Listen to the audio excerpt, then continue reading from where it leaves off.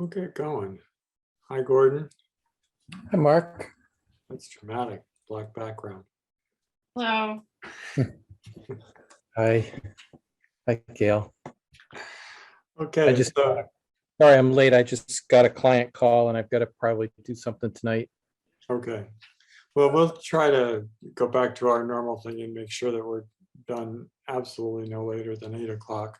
I think we actually have a relatively short agenda today anyway, even though it's an important meeting. And David mentioned that he might be a few minutes late. So he encouraged me to go ahead and start without him. So let's do that. It's 6:36. This is the Fiber Broadband Completion Task Force May 26th, 2022 meeting being held on Zoom. I'm Mark Howell. I am the chairperson, and I'll do a quick roll call. Gordon Brockway. Present. Scott Hopkinson. Present. Gail Heyer. Present. And as I mentioned, David Hessel is expected to join in a bit. This is where everybody gets to go like this. You want me to do the minutes? Is that what you're getting to? Because I've actually started them while I was sitting. Okay, great. Scott, Thank you, so Scott. much. We really Thank you. appreciate the work. We do have several sets that are pending. I went back through, I know it's been a couple of weeks since we met, and the ones I was able to locate were May 3rd.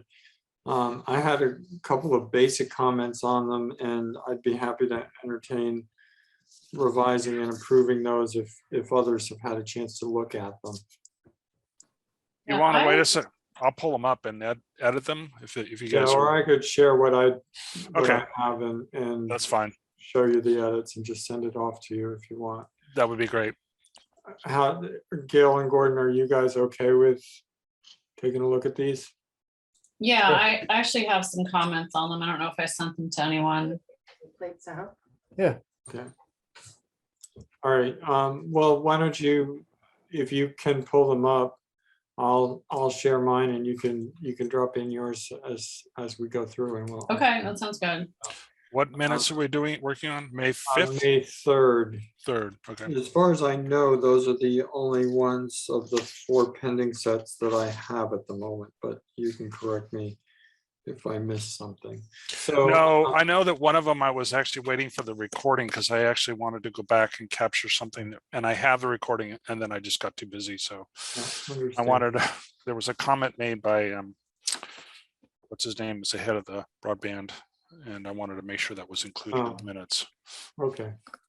Well, great. So looking at May 3rd, I'm just noticing that we're going to change the meeting date to May 3rd. Sure. Just to get that right. And the start time, my first edit was just basically there was a allusion to some comments I had made about making a change to on page 12, and it just said Mary, and I thought it made sense to put Mary Hartman because I don't think that she wasn't present, and it was, we were referring to some comments that she had previously provided. So that was just an insertion of her last name. Same thing on page, what page is this? Page 3. Just Matt Cummings had indicated that cash was mingled between the light plan and broadband business. So I just thought I'd clarify that statement since he wasn't present either. And that was just a comment. I thought that it made sense to, it just said 4 tiers between 49 and 89. I think those of us that are familiar would know that, but I thought that Yeah, it's fine. broadband service is offered. And just a correction on T-Mobile. Yes. Oh, sorry, go ahead. No, go ahead with yours. Yeah, I'm almost done. And then I just again added Mary Hartman to Terry Ackerman's comments. And I thought that this last response was important to sort of flesh out. So it had just, I had indicated that the right financial skill set is needed to sort out the debt issue. And that I remember making the comment that I'm basically a technologist and feel this issue. Sorry, I did this, needs attention. Needs a group with more specific financial skills is what I was trying to say. Yeah, I had a comment on that section as well, where I just said finances, and I think we talked about this, finances were not explicitly part of the task force's charge. Yeah, that's true. I mean, we talked about funding, the charge involved funding, but didn't involve Yeah. finances. I mean, I don't think I'm splitting hairs when I think we know. Mhm. I think your additions make it clear that, you know, we're talking about actual, you know, financial Yeah, analysis here. okay. So, that's great. Yeah, so I just said, after the first sentence there, I said finances were not explicitly part of the task force's charge. Okay. So after debt issue. Good issue. And I'm gonna note that David joined at 6:41. Thank you. Hi, David. Yeah, The finances were not explicitly part of the task force's charge.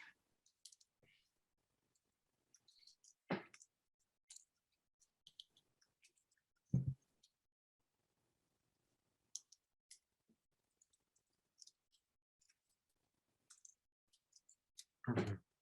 Good. I think that helps too. Okay, so that was, other than that, David, we're just looking at the May 3rd minutes. I don't know if you had any comments. no, I don't. Okay. Yeah, so I actually had was two there more anything comments. else, Phil? Yeah, on this page. So Terry Ackerman, her third line, am wondering if I thought it was more accurate to say if members would be willing to serve on. Yeah. Yeah, or let's not put words in our mouth, but if there is a need for fiber broadband task force part 2. Okay, Yeah, I think that's, my recollection was she wasn't exactly asking us, okay, that's fine. I don't remember at this Yeah. point. but I should do. definitely- I actually do. She was kind of half asking, Yeah. but that's okay. So Whatever. I think our minutes can, To be honest with you, that was the reason I wanted to go back to that recording for the other minutes, because yeah. what is the guy's name that's head of broadband? Jason Bulger. Jason Bulger said specifically, and I wanted to make sure I had it 100% accurate, that he basically thought that was a good idea. And I wanted to make, I want that to be in the minutes. I'm just gonna stick another E and on T-Mobile up here, by the way. Yep. Yeah, so I recall, I think that Scott might have stepped away for a few moments when Vince was talking. And so I just, the line above where you are, Mark, with the T-Mobile. Mhm. So fixed wireless, period. Yeah, Town of Wellesley, MA is developing with T-Mobile and AT&T.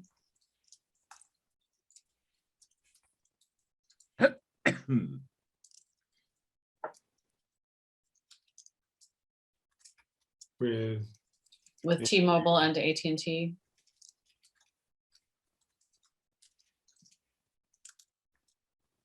a box. Yeah, there's something about a box. I don't remember the specifics. Okay. And I So think Scott was back for that. Yeah, I you guess might you want to could do it use, that you way. might want to just say, instead of a box, an over the air access at 60 to 260 megabits per second. That'd be likely to be more accurate. Access at, and then drop the word box. Okay. Good. That may be what he said, but that's probably what he meant. Yeah. Great. You want to kill a T-Mobile at the end. Yep. Great. Okay. Good. Any further?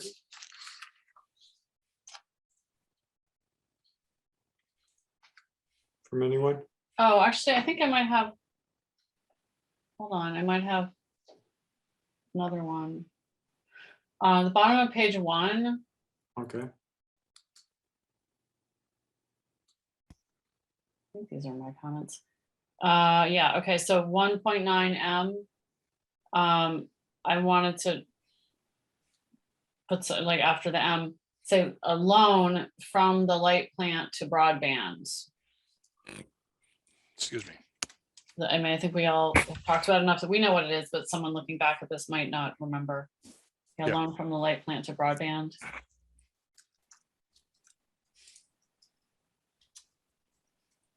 Yeah. Thank you.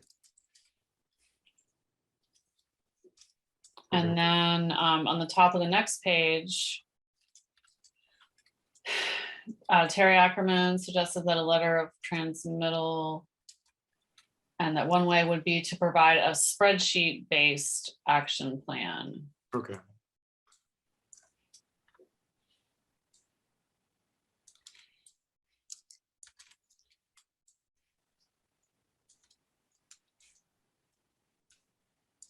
Spreadsheet-based. Yeah. And then I think, oh gosh, I have a couple more here. Further down on page 2, where Scott discussed the recommendation Yeah. that whoever's operating broadband should consider and learn from, it's a typo, other municipalities. And then I added a sentence, checking in with other municipalities should occur on a regular basis to stay up to date.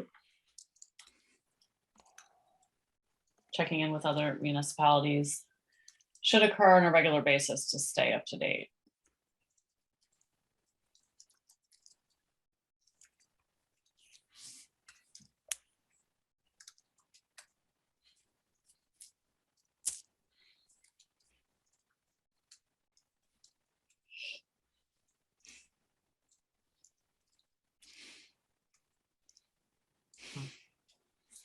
Okay, and then next page, sentence that starts with page 25, Gail did a calculation. Mhm. So at the end of that line, well, after Gail did a calculation of a possible additional revenue and affordable units. Wait a second. Gail did a calculation of possible additional revenue. Scratch the and. If affordable units took advantage of affordable connectivity program funding. So yeah, so if took advantage of affordable connectivity program funding. And then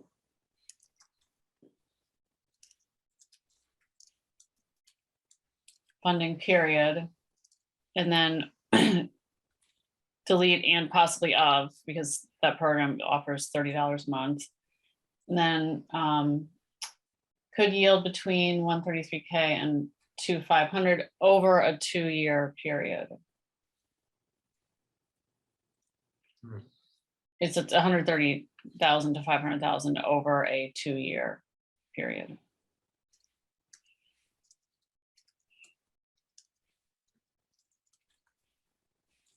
Okay. Do you like depending on take rate assumptions? Yeah, that's fine. With Right. 500K, Yeah, it's 133K to 500K. the K is missing. Yeah, there it is. Thanks. Yep, thank you. Thank you, Andy. And Terry's first name is double R. Yeah, I'll do a global change for that. I noticed that was in a few places. Okay. And I think there was just one more. I got it right in these minutes. Yeah. Sorry. One more thing on the bottom of page 3, the paragraph that starts with page 48. Yeah. Yep, there. Okay, so where it says one of the things they could be doing, I think it was planning board, or I don't know, maybe that's obvious because it's a paragraph about planning board. Yeah. But then the sentence I wanted to add was after multiple providers could be given equal access to the MDU period. And I said, I think we talked about this, raise awareness of this issue at the planning board level. Mhm. I mean, maybe it's the same thing. I don't know. I'm suggesting that they approvals, Let's see. maybe it's not necessary, but I thought we talked about it would be good to raise awareness of this issue at the planning board level.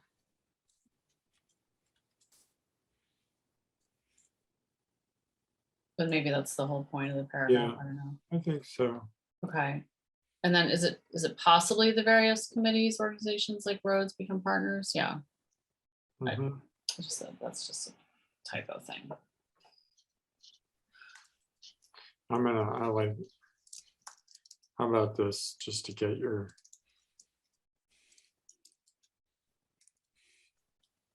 okay, Okay, great, thank you. That's it for me.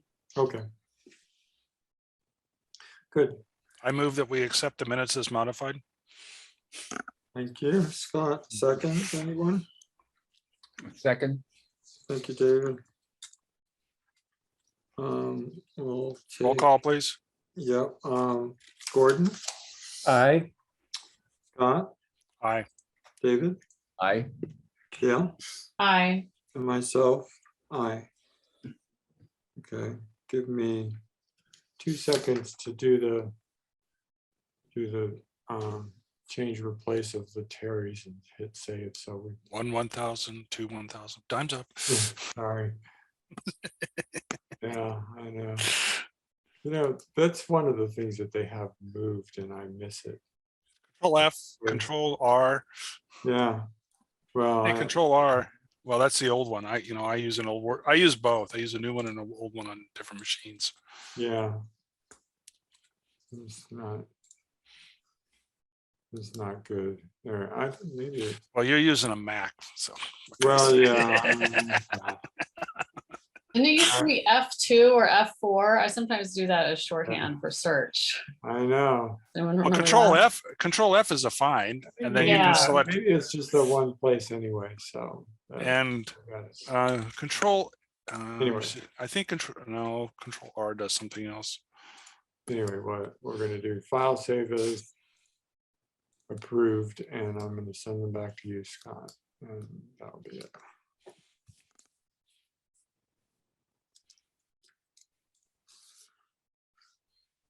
Okay, great. On to the next thing.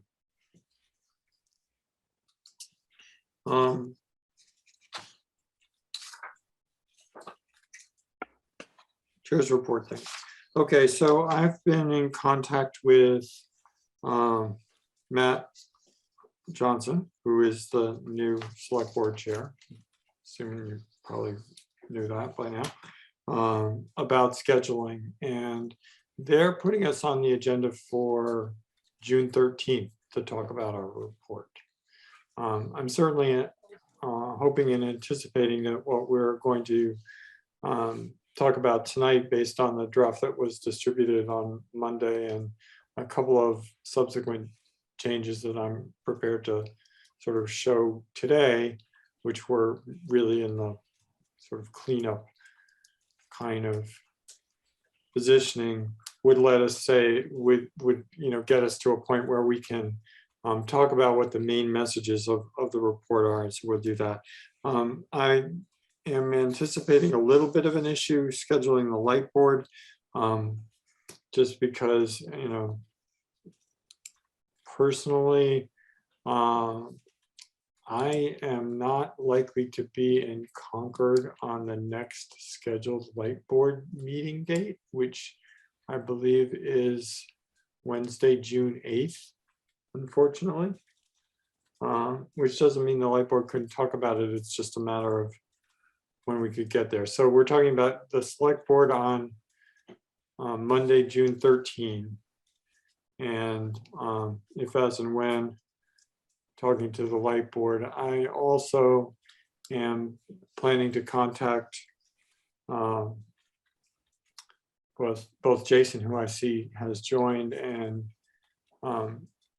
Carrie LaFleur, to offer the opportunity to discuss the report in more detail with them, to make sure that there's going to be a handoff. I should note that I've already had some discussion with Jason, and we're, I think, really close, and he's been, I'll invite him to comment if he wants to, but he provided some real nice feedback.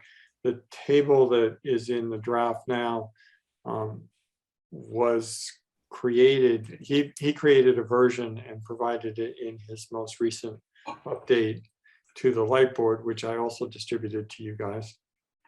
But further, I just updated it and Just to modified. clarify, that table you're referring to is the recommendations table?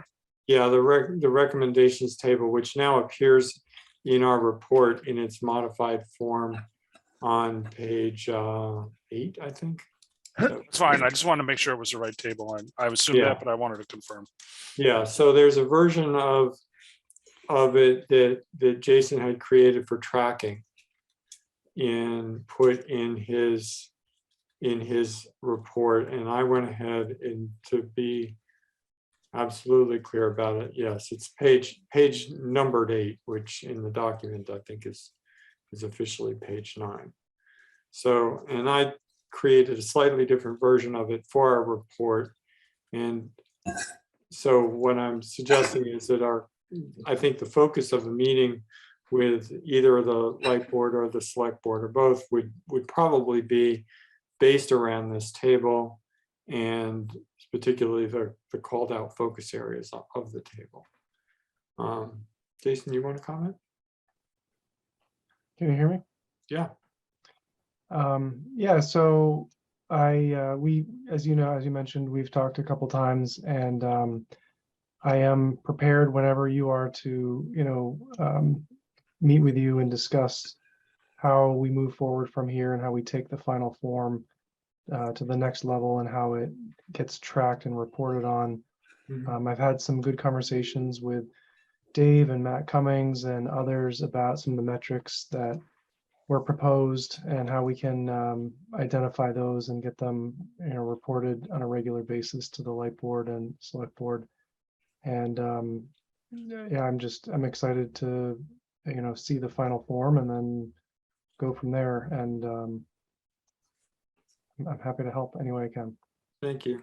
And, I would really like to thank you for your attention to this, because I think that I'm feeling like we've both, accomplished what's a pretty effective handoff of this work. And we've also uncovered, a need to look at some fairly specific and important issues. If I had to characterize where we're landing on this, we started out with this idea of, let's go finish the fiber network. And we've ended up with something which I think more deeply examines, what is the state of the broadband business, and kind of points in a direction that may get the fiber network built eventually, but first deals with a few things that I think kind of needed to be dealt with. And I think that's a good outcome. It's a process-based outcome. The else have any comments? I think what I'm inclined to do right now I is do have one comment.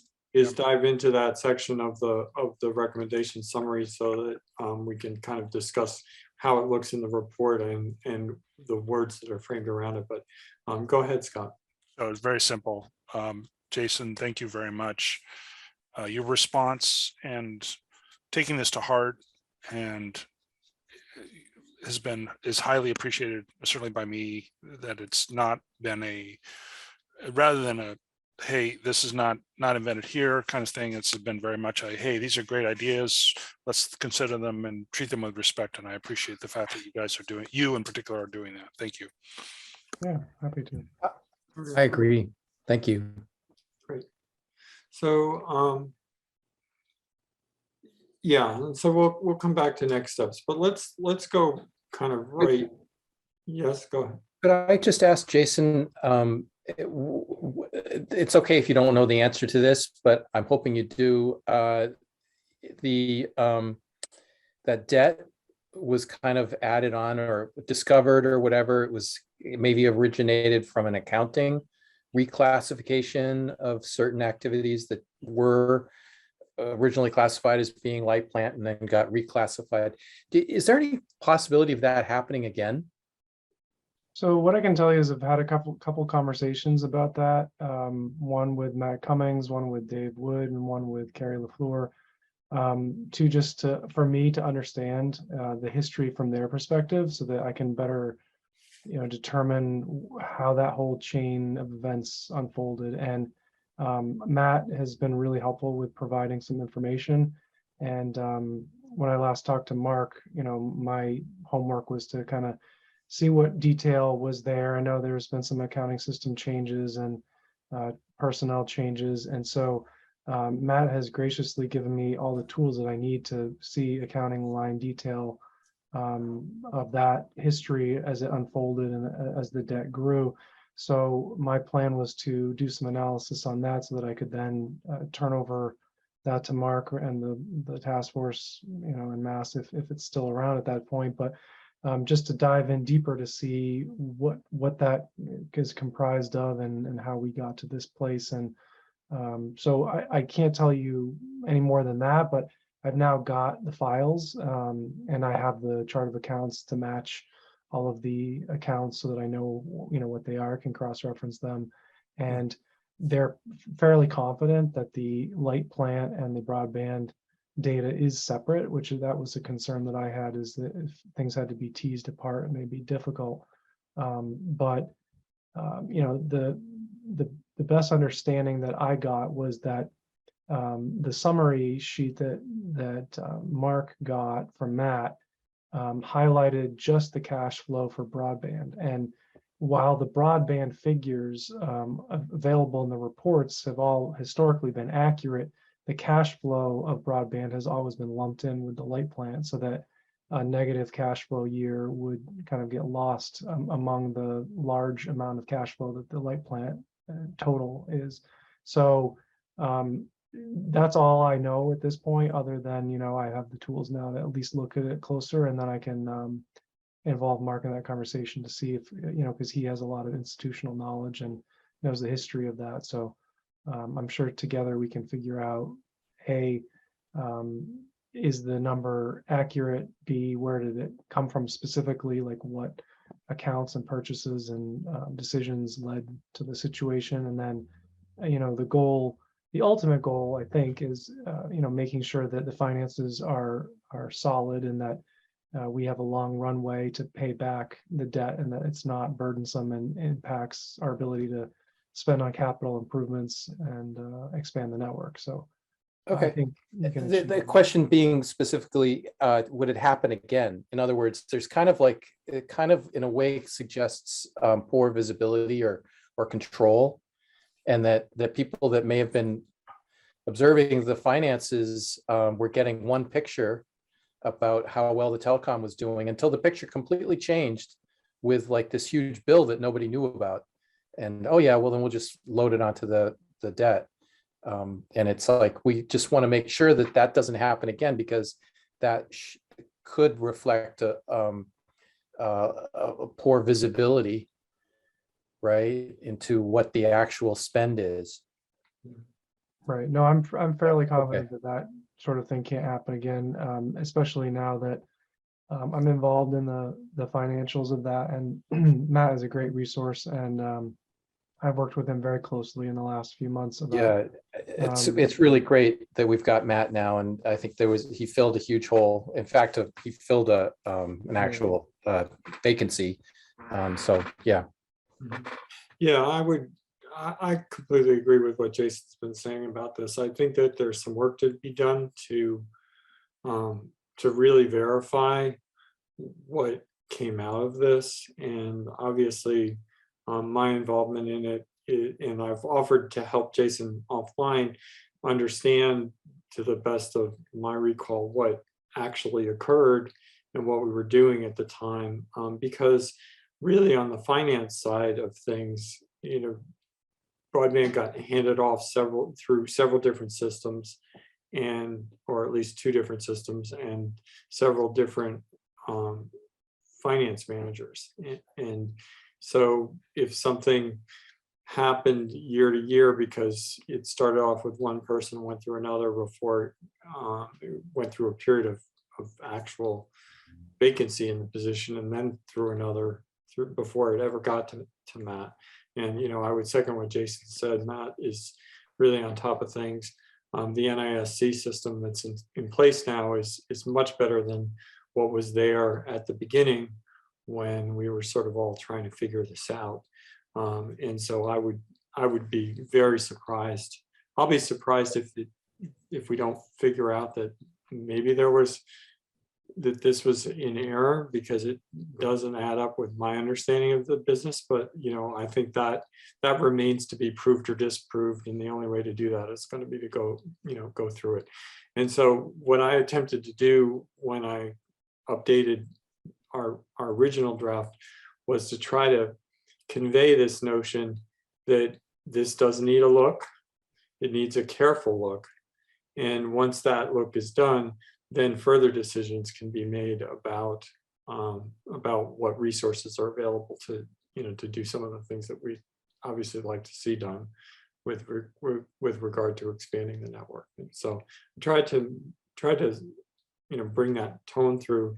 I know the four of you that are on the task force have had a chance potentially to read those pages that in there, and I think we should discuss them right here and now, to make sure that they represent what we're trying to say about it.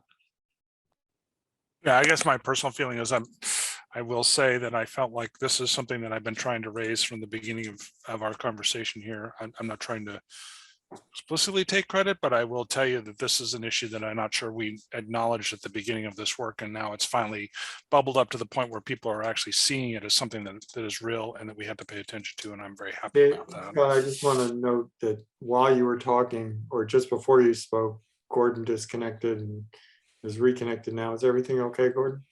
I crashed. All right, but you're back.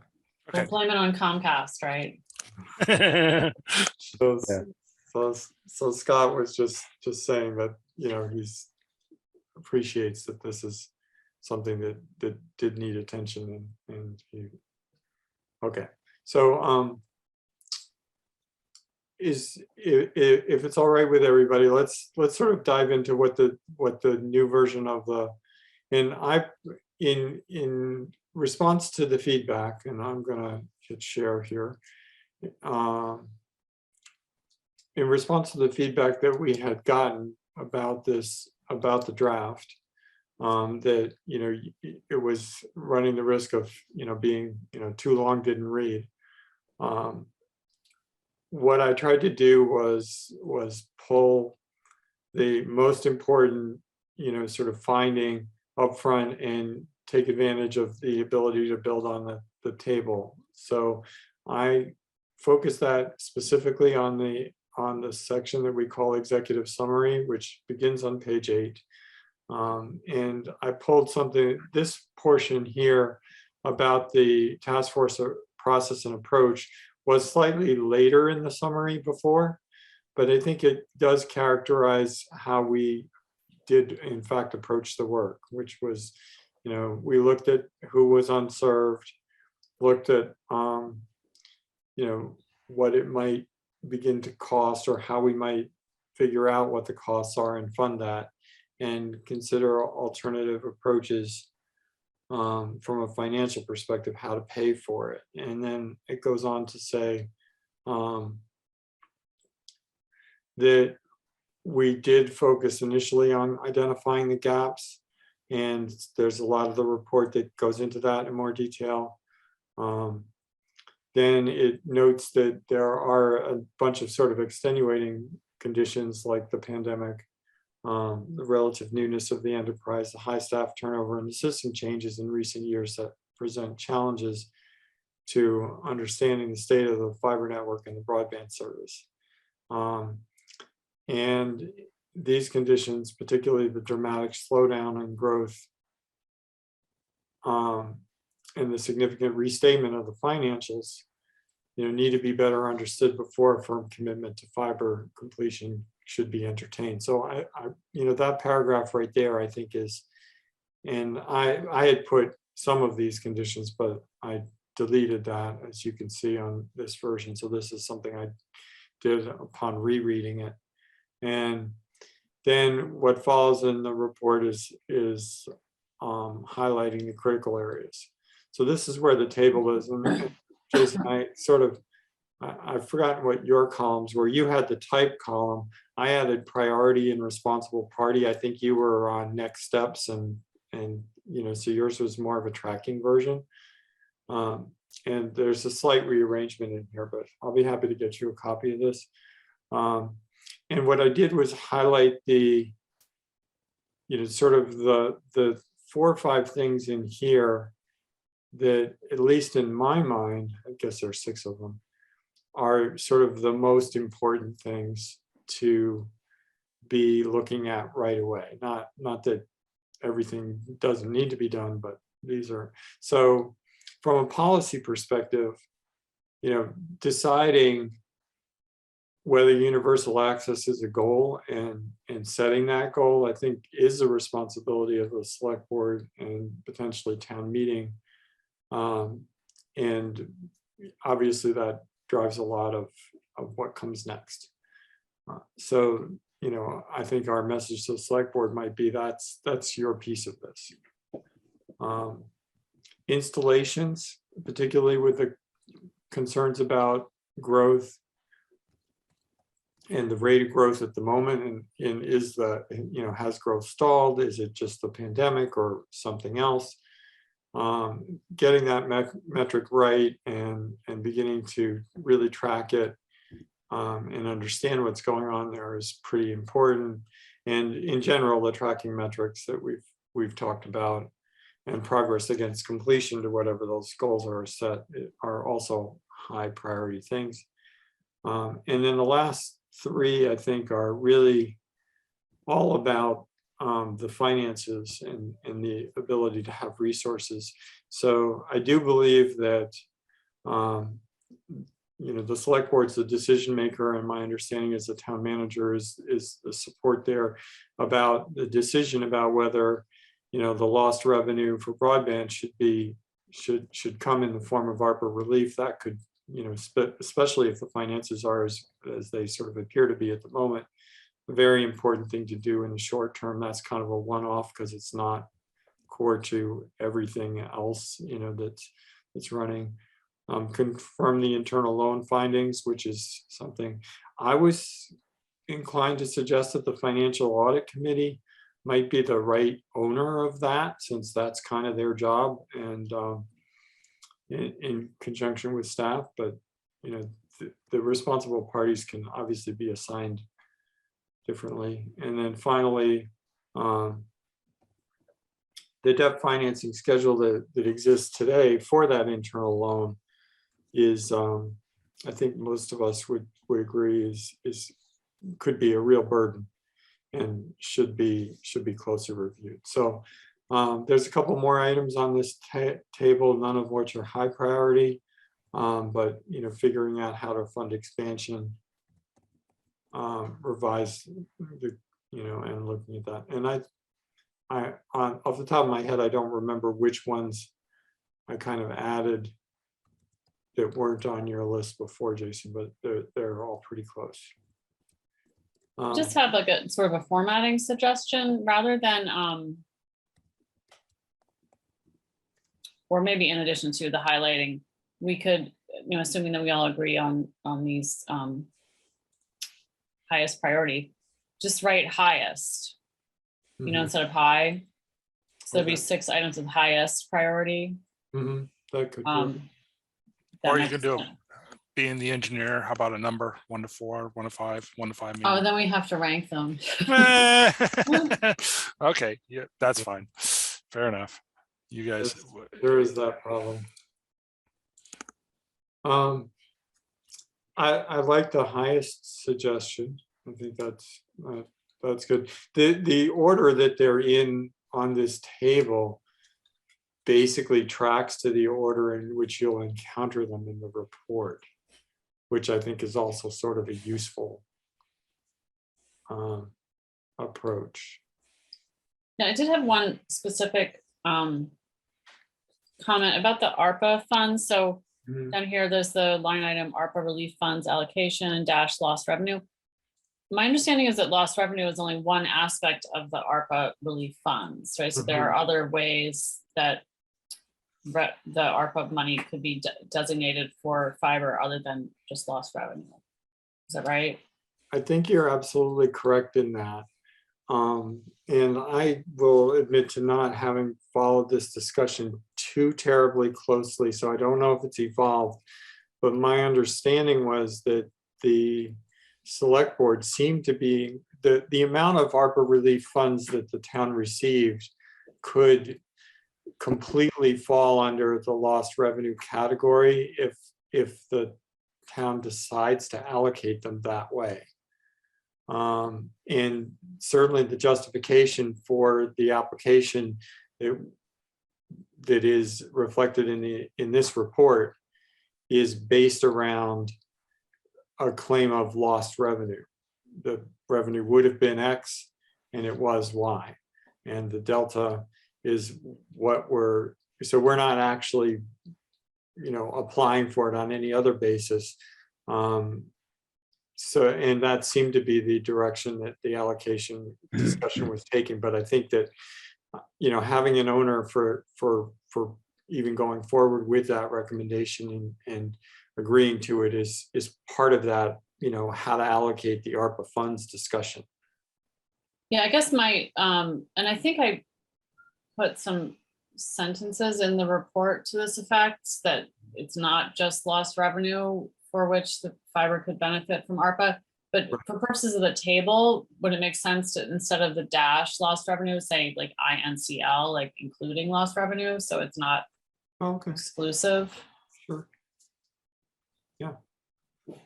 So those are, I think, good suggestions. Does anybody else have any comments in general or specific suggestions on this one?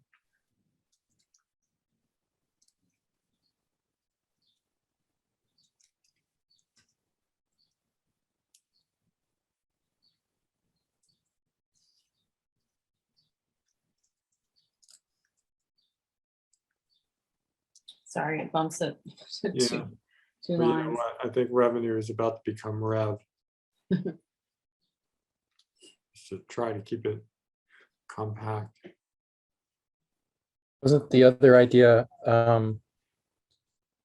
making broadband available to more people, more classes of people? Oh yeah, Equity, yeah. or Yeah, diversity. so But- that's up in policies. Oh yeah, there it is. It's Okay. highlighted as Oh, no, high. that it was a justification for ARPA. That's spending. true. But the problem is that, we have to, it's a little bit of a stretch to explain how we qualify under that, because 98% of the households in Concord have broadband. So Mhm. there's just a few, there's of one sort or another. Right. And, I hesitate to categorize how that discussion or process is going, but I do think that it makes sense to plan to, essentially go to the select board and say, hey, there's no doubt that broadband fell off the growth curve that it was on, and we've attempted to compute the extent of the financial harm to the business that resulted in. And we think that that's one level of allocation that makes sense. If we wanted to also recommend that other, allocations could in fact be done, I suppose that I was inclined to try to focus on what's actually in the report right now. I don't think we've really attempted to compute some of those other factors beyond, some of the comments that we made about, trying to, for example, just plan on going ahead and installing fiber into any affordable housing unit that's built. So, be the owner that goes ahead and says, I want that fiber in there, and I'm willing to, or have a policy that says it's okay for, some amount of funding to be used in that way, in the way that we do when we develop other affordable housing. Okay. So my sense is that you guys like the table. Does it, there's noticing a spacing problem. Is there any further suggestions for updates, or if not, I'm going to just cover these couple of paragraphs below the table. So I feel that these are important to really discuss out loud here, because I think they're the crux of what we're going to be saying, which is, the service currently lacks the financial resources to pursue fiber expansion. The debt financing and pile-off policies that are in place today threaten to prevent any such plans in the foreseeable future. So that's a pretty strongly worded statement, but I felt like we need to be specific. So questions or comments about that statement? Agree, disagree? I agree. Okay, anybody else? Wasn't there 300,000 for build out in a year or two out from now? Yeah, that's a good point. So there is already some Right. budgeting, I guess, for expansion. So Yeah, I think that's true. You just say, strike the letter "the." It's like, we're not saying there are no, currently lacks the financial resources. Let's just change it to finance, or, change it to, needed, or, needs more. necessary. How about needs more? Mark, Or sufficient. that's not as strong, but Yeah. oh yeah, there you go. Good. Okay. Yeah. Good. Well, I mean, but they are pursuing it, right? Well, So I don't know. I would argue that $300,000 isn't, $300,000 3 years from now is going to get almost no real progress towards this. Okay. I mean, So sufficient Yeah. is yeah, appropriate. there needs to be that kind of allocation in, every single year, and it's remains to be seen whether, especially if they're also trying to pay back almost $2 million of debt, it's a lot of drag. So that's why the next statement really says critical attention needs to be paid to resuming the growth trends that were in place prior to the pandemic. This can be accomplished through a consistent focus on business performance metric, particularly those related to installation. So I kind of talked to that when we were looking at the table at first. It's the opinion of the task force that if 1, normal growth resumes, 2, ARPA relief funds are allocated, and 3, more reasonable debt financing plans are put in place, the broadband business is likely to be able to initiate a fiber completion program and provide sufficient returns to maintain it. And once the capabilities and costs are more clearly understood, it will be up to the community to assess the rate of progress and determine if additional focus and resources are needed to achieve the universal access goal that it sets for itself. So, it's this is what I alluded to before. I feel like in some ways we're saying, there's a little bit of incompletion here, but there's a pretty clear path to the conditions that need to be set so that this job could be completed.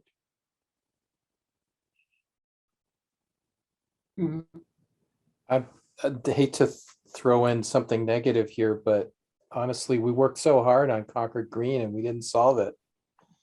There's a class of problems that were blocked in the current approach. And I've talked about, resorting to other means besides putting in a mile of conduit. But there's not a lot of agreement that such alternatives even exist. But anyway, I'm just mentioning that because, maybe what we mean here is the fiber completion is really literally getting fiber into all the streets. And that wouldn't necessarily include the MDUs, but anyway. Well, I think we presented a lot of ideas. I mean, I don't think our job is necessarily to solve things. We presented some ideas that would help CMLP or the broadband operation get into Concord Green. Yeah. Yeah. We And did if we could suggest at least prevent new buildings from new multi MDUs from blocking us out the way that some have, that'd be helpful going into the future. I'm sorry, Yeah, I talked over somebody. there's also a real, a real amount of word spent on the idea of really developing some models for adjusting the ROI and trying to understand how much can you invest. So I think we were pretty clear in the Concord Green example that survey either survey or follow the Google Fiberhood model, which is, try and get some pre-orders, assess what you think the actual take rate is likely to be, compare that to the revenue offered, and then decide whether a level of investment is appropriate. That actually almost makes me want to jump to one of the things that I did do was at the very end in the sort of MDU section, we had a comment about what can we say about landlords. And I did some work on that. Yeah, I have to step away for a minute, but I'll be Sure. back. Yeah, I've just put that on the screen. So, and this is something that you have. So before the report said, can we add something about landlords to help landlords with adding fiber? And so this is a little new, but it was again trying to complete that thought. So I wanted to offer it today. It's one of the few elements of new content in here. So it says CMLP's broadband service marketing efforts should include messaging specifically designed to inform rental property owners about the availability of the fiber, the value of the service to tenants. For larger rental properties, CMLP should perform the same cost-benefit analysis that's been recommended for condominiums to determine if additional investments to fiber installation. I got to clean this up a little bit. As noted elsewhere, it would be reasonable for CMLP to invest similar amounts in rental unit installation as single family home installations. Typically, the broadband service is expended $1,500 to $1,600 on average for each installation. Rental property should receive at least the same level of investment. So it's a little bit of a placeholder, but I did think it made sense. Anybody want to comment on that besides the sort of obvious typos?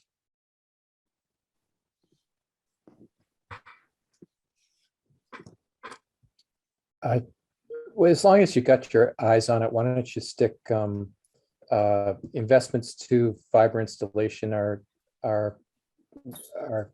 justified, are needed or are appropriate. Hey, Mark. Oh, I'm Yeah. sorry. I didn't want to. Gordon, you had a question. I don't want to. Right. Yeah. Right below the cursor, it says investments to fiber installation. Yeah. So you need to determine if they are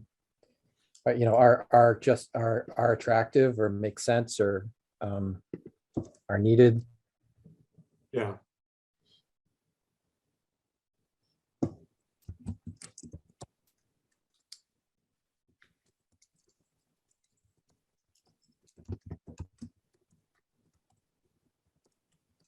I'm going to say appropriate.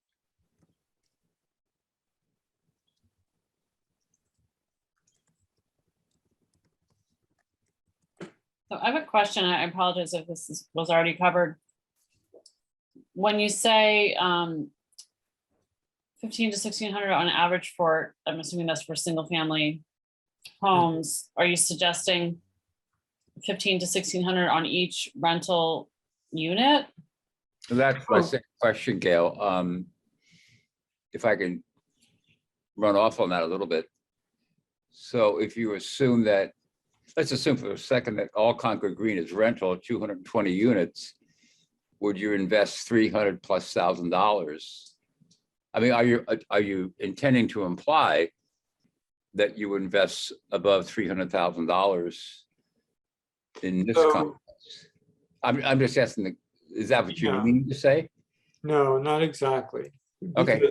This is alluding to the actual experience. So when somebody has given a firm order, they've called up, had a walkthrough, committed to pay $150 and take the service for 2 years, then CMLP has made this level of investment. And the way you arrive at that is by looking at the financials and saying, how much of all of the installation, how many installations have been done and how much of all of them cost. So if you look at all of that, you come up with a number that's in that $1,500 to $1,600 range. It varies a little by year. So you can say for people who really take the service. Now, we know that the take rate is in the 25% range. So it would, unless you really had firm orders from all 200 people in a condominium complex, you wouldn't invest that much. Okay. But if you did a survey and you discovered for easy monkey math that you had 100 people that would take the service, then so that would suggest that, you've got a $150,000 budget there. Okay. To try to do that job. If you only have 50 people, then 75 is all you should spend. Okay. That's what that would be really doing nothing more favorable than exactly what's been done on an individual basis for single family homes, but it is based on the idea that you have a conversation and you have a customer who's actually saying, yes, I will take the service and I'll keep it for 2 years. Okay.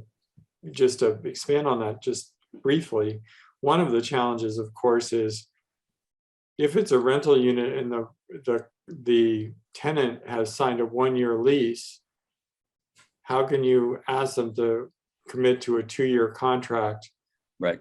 for broadband? So that's where, some level of conversation with the landlord or relaxation of the policy might make sense. I mean, it doesn't mean they're going to leave after a year, but it's kind of hard to do something that goes past the lease of the house or the property or premise, whatever. So those discussions have come up in the past. And usually if the landlord's there saying, well, I'll help market it to the next person, or at least let them know it's there, to Scott's point about the West Concord, if people forget to even that it's an option, or if CMLP is not marketing it to people and saying, when they call up and say, well, would you like broadband with your electric bill? Mm-hmm. So it was just a stake in the ground. Certainly, I'd be more than happy to, if anyone wants to expand on it. But that was probably one of the, I think I really had a relatively minor set of revisions from what I distributed on Monday. And I think we've covered the 2 most major ones. Let me just go over here. So, Are we going to stick with this paragraph for the moment? yeah, sure. If Yeah. you have a comment. Just how about typically the broadband service has expended dollar amount on average for each committed installation, to make it more, is that the appropriate word? Each committed installation, or each installation to which? How about- So to be really clear,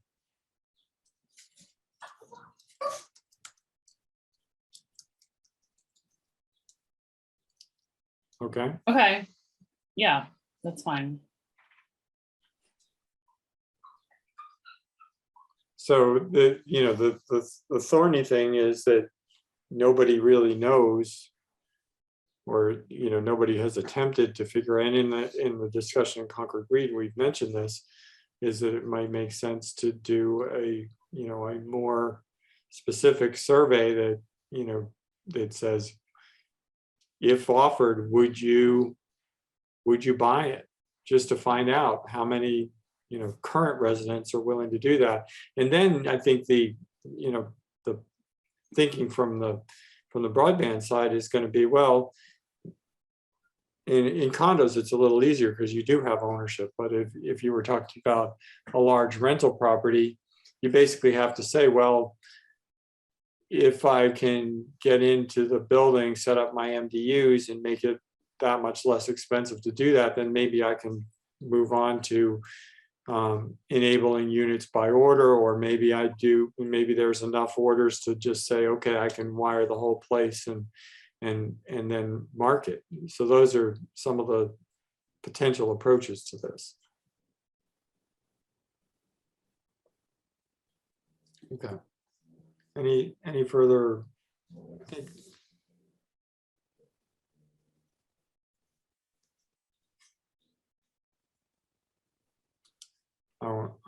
I realized that this isn't a very good sentence, so yeah, there was.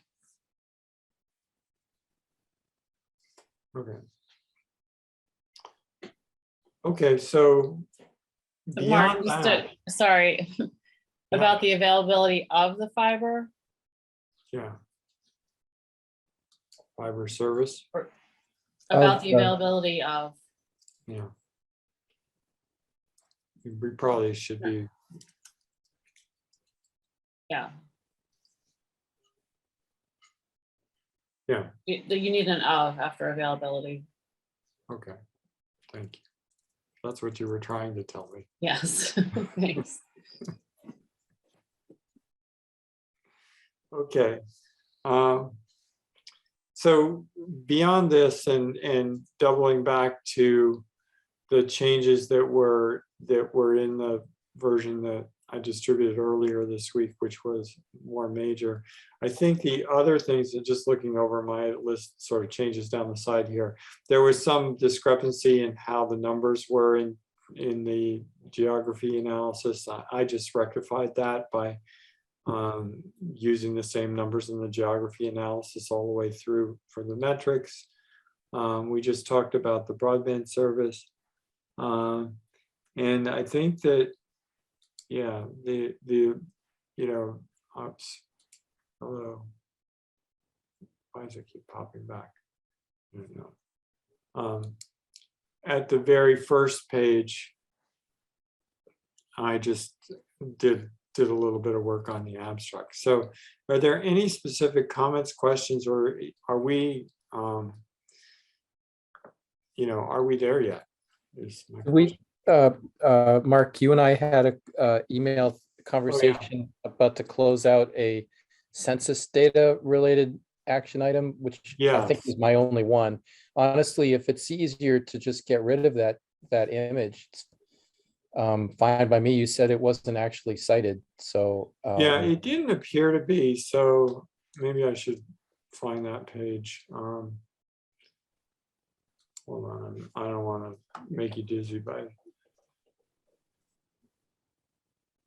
Yeah, the question was, so Matt, I think it was Matt Johnson who pointed out that the census data table that we had in there was from the 2010 census. And it was interesting data, but it wasn't particularly current. Here it is. And so, Scott, did you get disconnected? I did. I'm back. I did not know this. So what I heard was you had just asked the question, are we there yet? Yeah, and Gordon was pointing out that he and I have been discussing this table that appears in the chart, and we've gotten some feedback of why we're using 2010 census data. Yeah. I didn't see it specifically. I like the data, actually, just to be clear.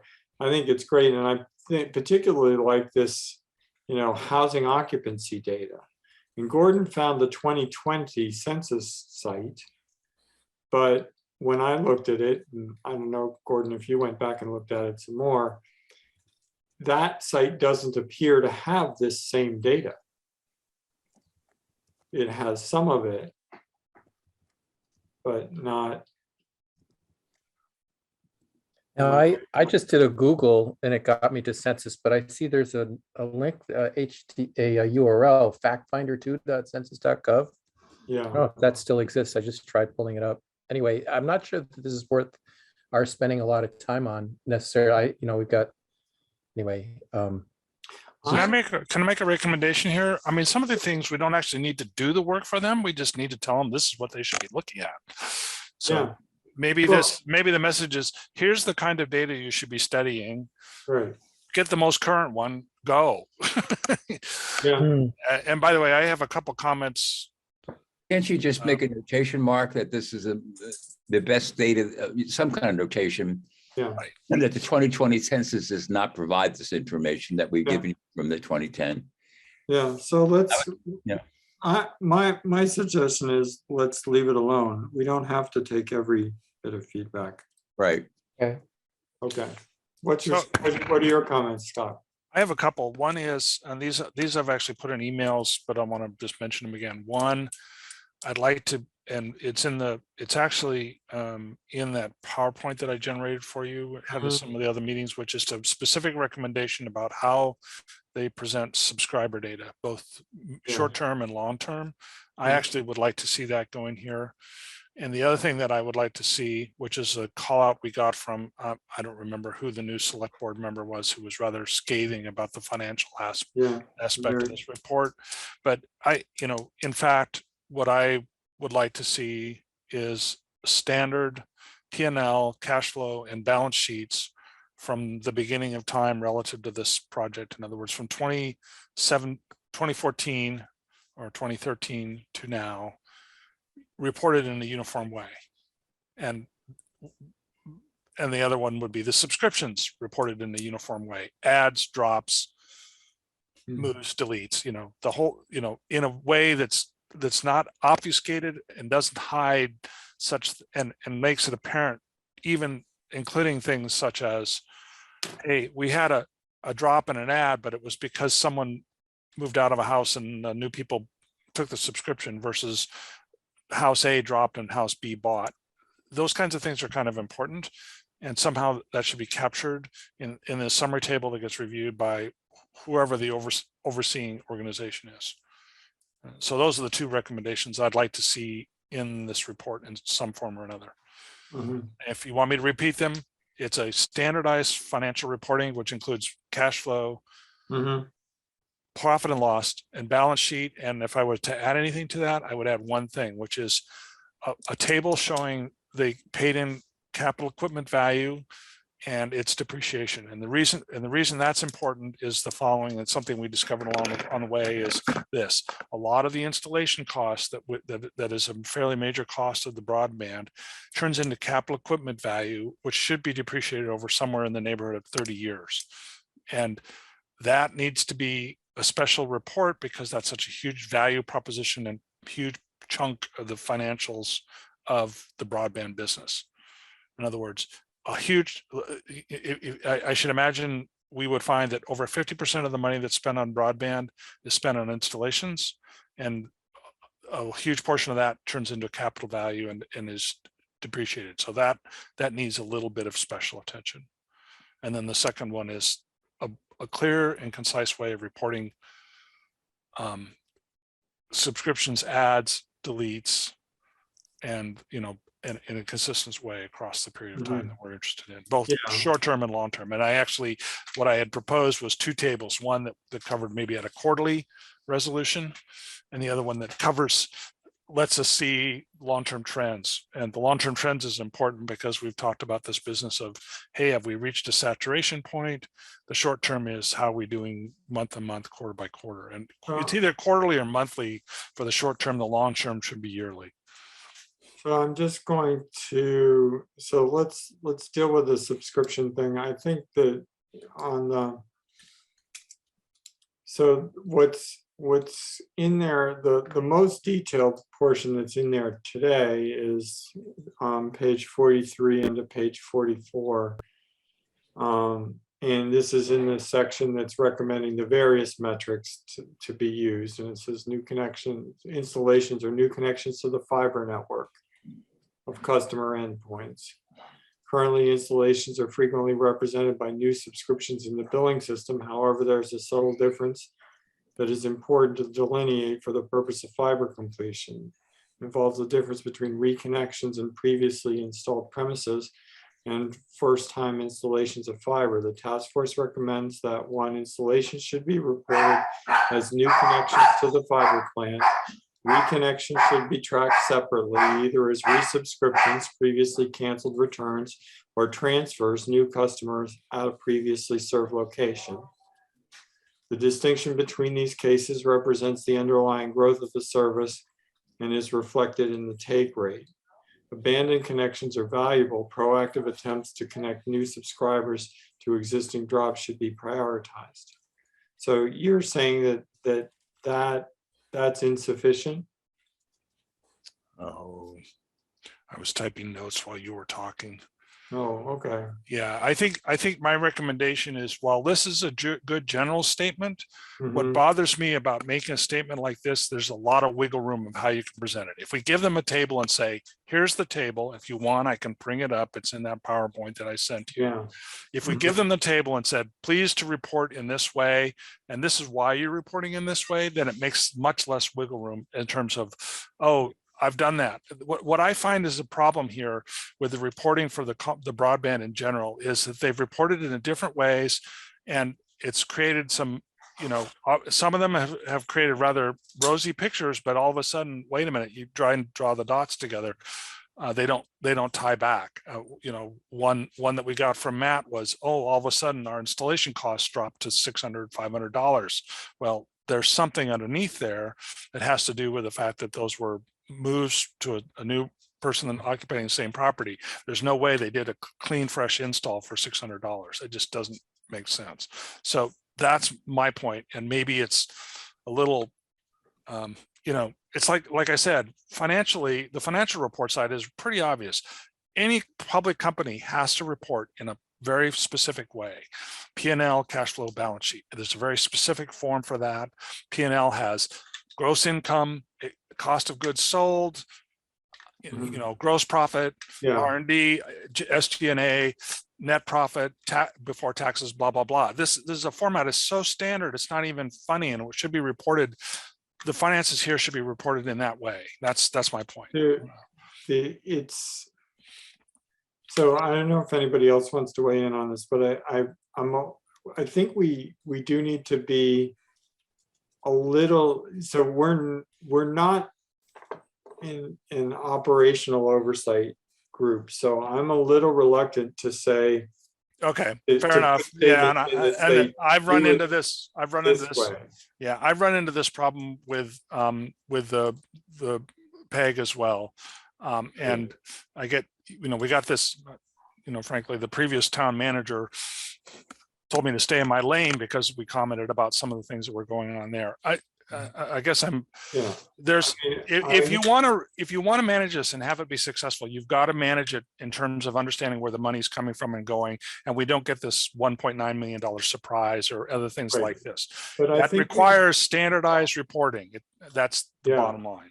I think our earlier discussion at the beginning of this meeting really did talk about a genuine understanding that there's a need to get underneath what happened and figure out how to make sure that's standardized. I mean, all of the financial reports that have been, this has been audited, is amazingly enough for years. So I think while I think there's a lot to be learned about the positioning at the moment. So I think that it's good to provide guidance for what further needs to be understood, but I'm a little reluctant to go all the way to you're not doing what you should be doing.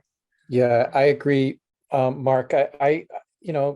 Scott, I agree with the sentiment, but we're not the oversight committee here or board.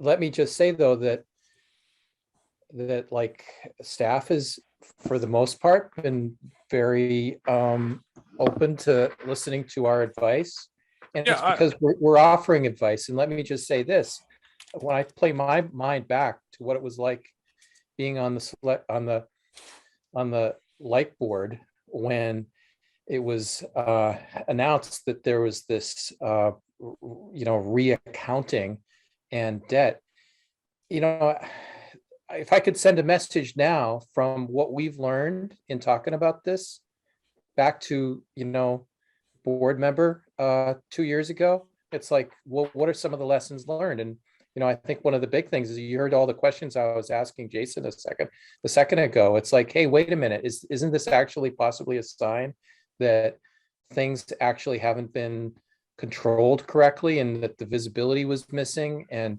that, so it's sort of more than a checklist or a very rigid table.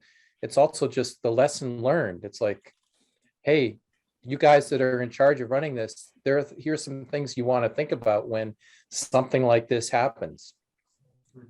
I think the referral that we have, which says, put it, let the town's financial audit committee, which is really has the purview of looking at the finances of any of the town's operations, to try to determine whether whether things are being done appropriately, is, that's really what we're saying. We're saying that this needs a more careful look that's kind of out of the mainstream, and asking for the finance committee to pay a little bit more attention here on the over time, is also acknowledging that it is time to make sure that everything is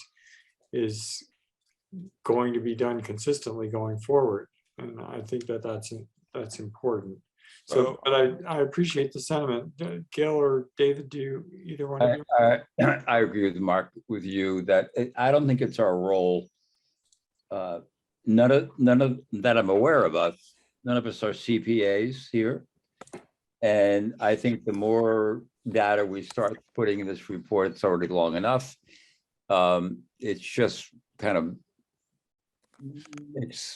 of gums up the works. Allow me to, well, go ahead. I thought you were done. I'm done. I want to present something momentarily. Sure. Because I just. Yeah, I don't have anything else to add to the report. I mean, I think this kind of goes to, why citizens should be attending these meetings, paying attention to what goes on, so we can remind people as these things happen. Yeah. Okay. Can you see a Word document that I have open? Yeah. Okay. Yeah. So here's what while I was talking, I kind of made, or while we were discussing it, I made notes, and here's what I would propose for the report, and I can email this to you, which basically we're in 2 items we added to the recommendation: standardized standardized statements, including that should be financial statements, including P&L, cash flow, balance sheet, and specific report of installed costs converted to capital equipment value and depreciation. And an accurate. Go ahead. And then the other part is an accurate representation of subscription add, drop, and take rate. And basically that's, so that if that's, I would be, if you don't want to be explicit about giving them the table, at least something along these lines would be what I would say. And I understand the concern about not getting into operations, but in the fact, just, to drive, a counterpoint to that is, the whole point of this conversation is we've, and I'm glad that it made it to the top of the report, which was the areas that are unserved. What is it going to cost to serve them, and how are we going to, what's the recommendation on how to pay for serving them? Well, how to pay for service them has to do with the operations. And so in a respect, there's two elements that come from this. One is we know where we stand financially. Are we prepared, and can we make those investments? And the other part is, have we reached the saturation point, which is this number 2 goes to that. So Yeah. these are things that are very important for whoever's watching and monitoring this, that we recommend that they consider. So I'll send that along. And Yeah, I hope think you guys that- would consider Yeah. putting that into the report. So I started with the subscriptions thing because I felt that the connections, reconnections, and some of the subtleties of what you were talking about around subscriptions was already in there. I do agree that we've not been real specific about how the finances should be reported, and I think those lines that you put in could be inserted into the section about that. So Perfect. Yeah. Then I'll send that over to you guys all. And if you would consider putting them in. That's general, those are general comments. And so is there anything else anybody wants to try to incorporate? Okay. Any final thoughts from anyone? Okay, so as I mentioned, that we're trying to be ready to talk with the select board on the 13th. I think I heard consensus that the summary of what our findings were and where we are is generally agreed to.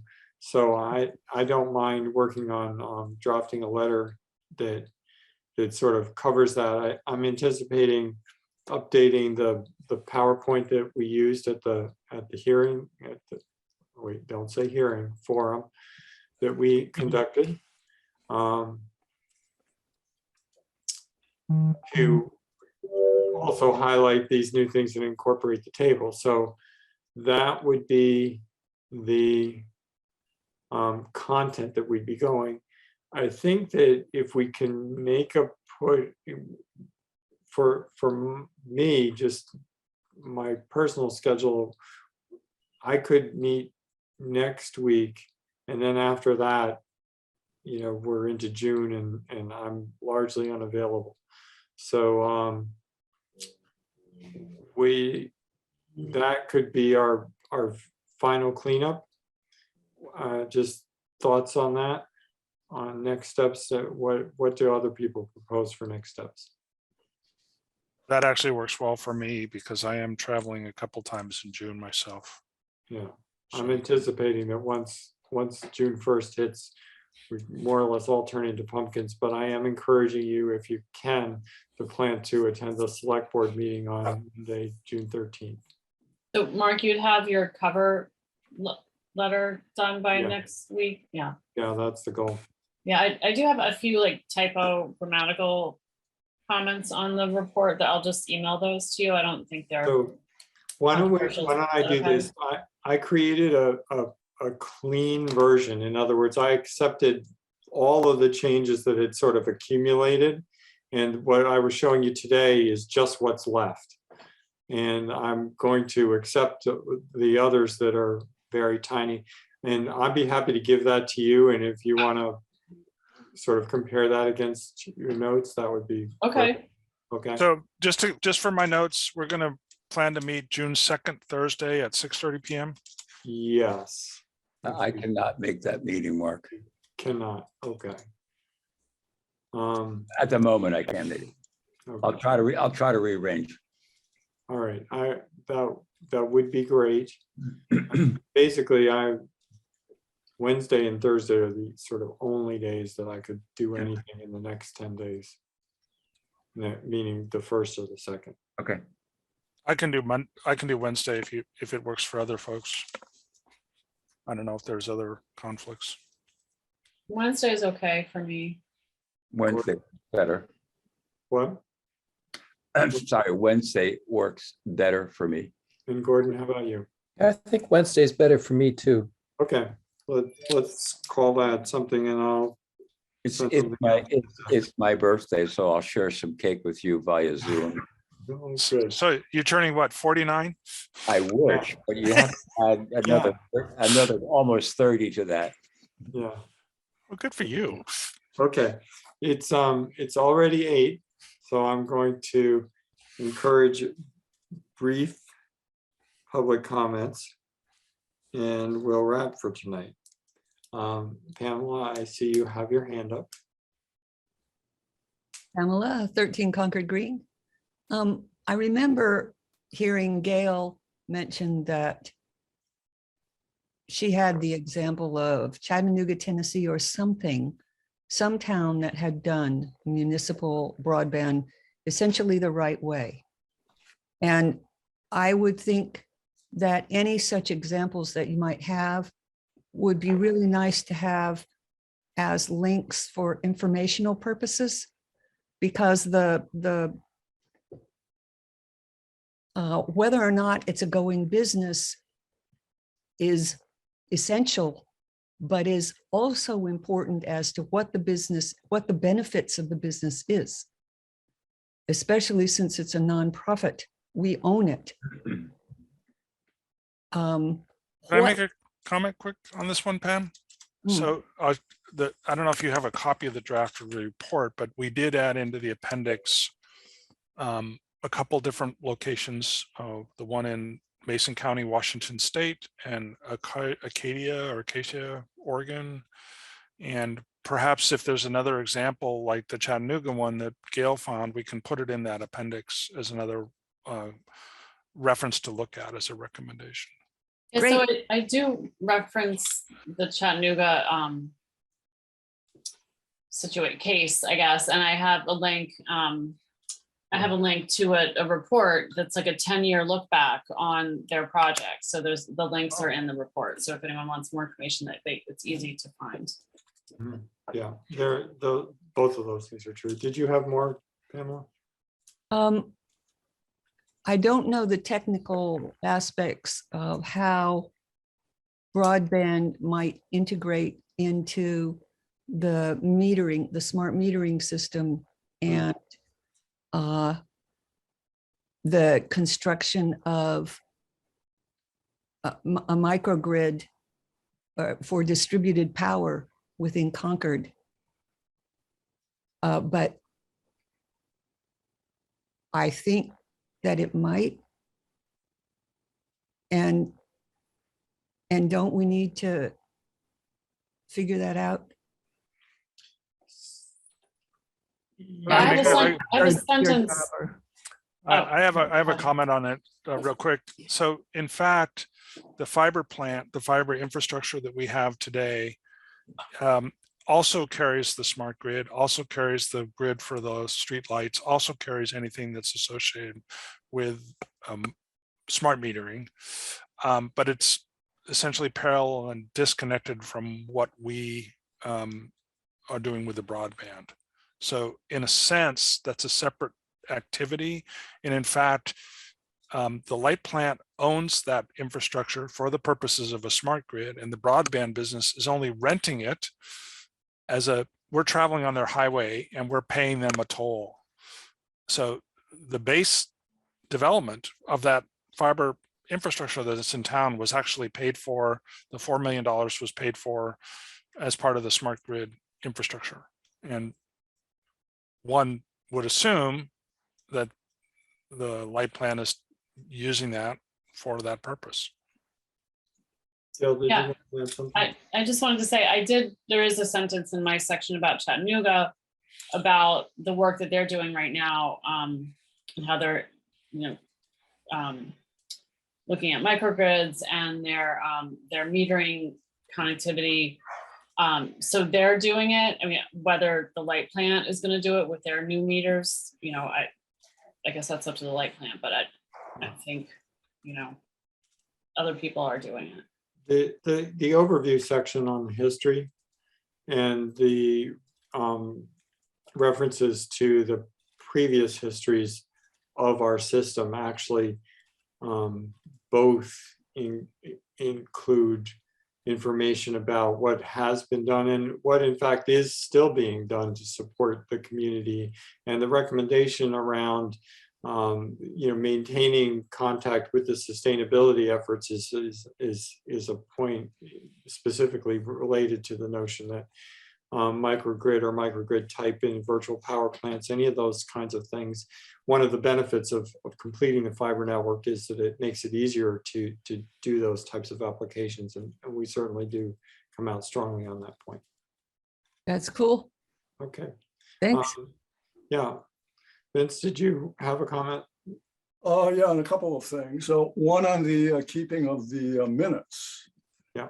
And I think I've mentioned this to various individuals here before, but Zoom now has very, very accurate transcript capabilities for the meetings. It's just automatically done. It goes up to the cloud.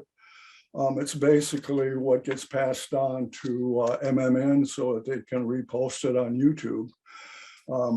But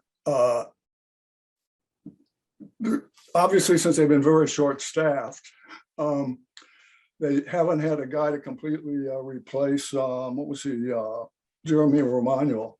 But apparently there's a new guy on the staff that's taking over for what Jeremy did, because Chris Carmody has been kind of doing it in the interim, but he's had a lot of other things on his plate. But anyway, what you can do now is to just request the 2 Zoom files that constitute both the minutes and the video for the meeting, even before that, gets processed through to YouTube. As a matter of fact, it's better to get those files than the YouTube files. And so you just ask them for the video file and the audio file. The video file contains a separate speech to text complete transcript of the meeting. And it has all the people that are speaking, which it captures from the headers of what we see, right here when we're looking at this page. Whatever name you put up to identify yourself on Zoom is what identifies as the speaker. The only thing that it has trouble with are proper nouns, as you can imagine, and homonyms, which are 2 words that sound the same. But otherwise, it's very good. You can get it now. In theory, as soon as this meeting is over, you can ask Chris, who's handling it now, and see if they can pass it on as soon as possible. This is also applies to all of the back meetings. Yeah. So you have the transcript, but that still is not quite the same as the minutes, because minutes, according to open meeting laws, also need to contain some kind of a narrative description, on what's been going on in the meeting. And the wording, I think, in the open meeting is that a complete enough description that somebody that is not aware of the topic will be able to get the gist of, what the important points are. So there's still, some manual work that needs to be done on the meetings, but with the assistance of both the video file and the transcript, as aids, those, make it much easier to do. May I make a comment, Vince, on this? Yeah, go ahead. I spend about 5 hours a day on Zoom meetings, unfortunately. Every once in a while, I take a drift through the text files that come with the Zoom recordings, because I record some of them. My experience has been that it's not, it would be a lot of work to take those and then turn them into minutes. I'm starting on page 3.5 of our minutes. And if I started with that, I'd start on with 20 or 30 pages and then have to boil it down. And it's just a lot of work. So, again, you should try it and do it for some committee meeting. And then when you're perhaps, if you've perfected the process end to end, we're about done anyway, but it's thanks for your suggestion. Well, it's encouraging. Well, you have had a lot of minutes to catch up on, as have most committees, by the way. Yeah, as a matter of fact, the technology has moved so fast that when I started looking at it a year ago, it was not good. No. Today, I've been doing the past 2 or 3 sessions of the PEG Access Advisory Committee using this. And again, the minutes are not, the transcript is not what I'm using to generate the minutes. I'm still doing the narrative part. But that's, that's more of a style thing as much as anything else. So I think I've gotten it down now to the point where as long as I try not to even use complete sentences, but just bullet points, Mhm. that the whole thing can be condensed into about 1 page. And the video and the transcript really just exist then to verify names or, make sure that you're accurate on some numbers. Which you're not going to generate off the top of your head. Now, there is a kind of an imperative going on here because there are bills in both the state and House, the state legislature, that are going to extend, the emergency provisions of, the kind of the relaxation of the open meeting laws. The current extensions expire July 15th. The current legislative session ends in theory on July 31st. So there's a pretty strong imperative, for the legislature to come up with this new process. And this new process basically is going to be based on some variations on, what we've just been talking about here for the past few minutes. Good. Well, thank you for the process suggestion, Vince. I'm going to take a comment from Andy before we close. I'll be brief. I just wanted to thank the committee for all their hard work. I think they did a great job on the report. And I hope there's a follow-up, a second year. I don't know where you guys are at, but maybe to look and see how the recommendations go. But I do appreciate all the hard work. Thank you. Thank you for your comment. Okay. Thank you. If that is, if everyone's had a chance to speak, I would entertain a motion to adjourn. I move we adjourn. Thank you, Gordon. Second, Scott. Scott seconds. Okay. And on a roll call, Gordon Brockway, Aye. Scott Hopkinson, Aye. David Hessel, Aye. Gail Heyer, Aye. and Mark Howell. Aye. Thank you. Have a wonderful Memorial Day weekend, everyone. Thank you. Thanks. You Minutes will too. be sent in the next few minutes. Bye, Appreciate guys. that. Good night. Thank you. Bye. But